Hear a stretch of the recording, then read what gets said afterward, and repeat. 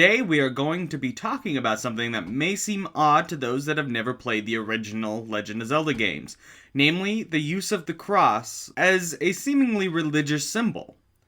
There was even official artwork of Link kneeling in front of a freaking crucifix. You might be thinking, wait, Hyrule isn't Christian, it has 3 goddesses, what the heck is this? Well, I have my own reasoning for why this exists. So, most Legend of Zelda fans are pretty familiar with the religion of Hyrule, but for those that are not, let's do a quick rundown. Basically, there are 3 goddesses, Din, Faroe, and Naru. Din created the earth and formed the mountains and the land.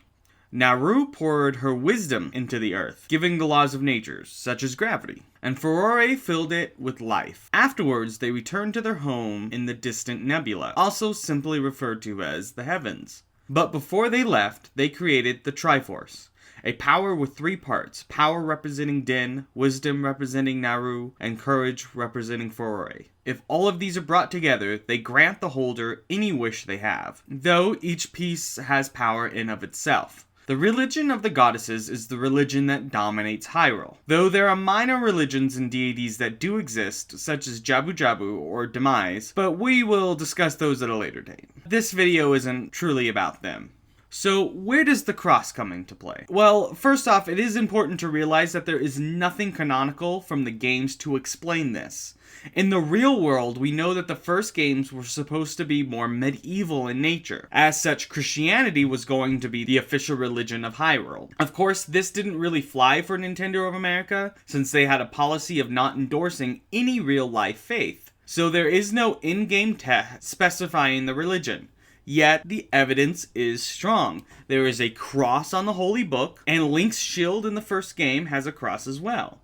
Even in Zelda 2, there is an item that is a cross. So if this is just a change in aesthetic for the game, and as more games were created, the lore expanded to include their own religion, is there an explanation for this change in the world of Hyrule? Well, I actually think so. But to explain this, I'm going to have to digress a bit and talk about the timeline split. See, the timeline split, while having some issues, is canon. And where does the Christian symbolism exist? Well, all of it exists in the Fallen Hero timeline, or for game theory fans, should I say the alternate universe. Each timeline has distinct outcomes in terms of religion. In the timeline where the hero slays Ganon and the sages trap him, Hyrule will be flooded years after, forcing apart the kingdom, and Hyrule drifting into legend and myth across the Great Sea, which is possibly why we see no mention of the old faith or religious figures among the general population of the Great Sea. The child line, by contrast, shows a more stable religion. Of course, it has the most stability, as Ganondorf never rose to power, thus the kingdom of Hyrule could continue onward.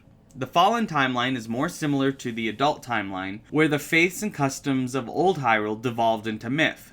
Now, the next part is completely theory, one that I never thought of until I was listening to an old segment of Radio Hyrule, a great website that everyone should check out if you like Zelda music. And this segment was about the goddesses. You see, in the Oracle games, the oracles are named after the 3 goddesses. There's a theory that suggests that they are actually the goddesses themselves in a mortal or mortal-ish form.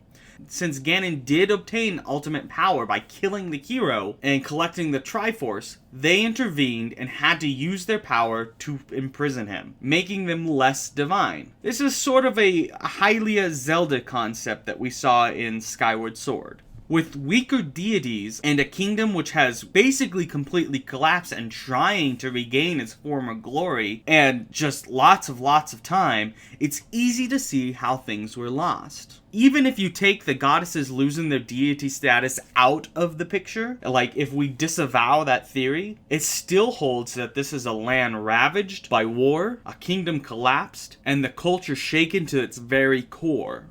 In such a state, it's easy for new mythologies and faiths to creep in. A Christian-type faith might have been invented in Hyrule, leading to the creation of artifacts that resemble Christianity. And there is one more piece of evidence that I want to point out that clearly shows just how much has been forgotten. In the first Legend of Zelda game, there are 2 pieces of the Triforce. Only two. Power and wisdom. Nowhere is courage mentioned, nor what happens if one has all three pieces. A third piece does not seem to exist. However, in Zelda 2, we learn of the third piece.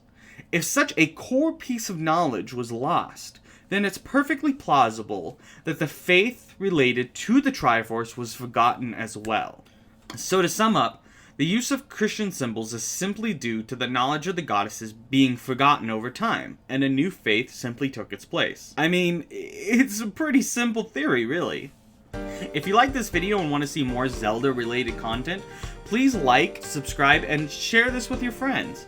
We also do a lot of Fallout, and we will be expanding to other video games as well. We also do videos that cover history, as well as my own personal music from my saxophone, including some Legend of Zelda music. I mean, I'm a fan. Of course I'm going to have it.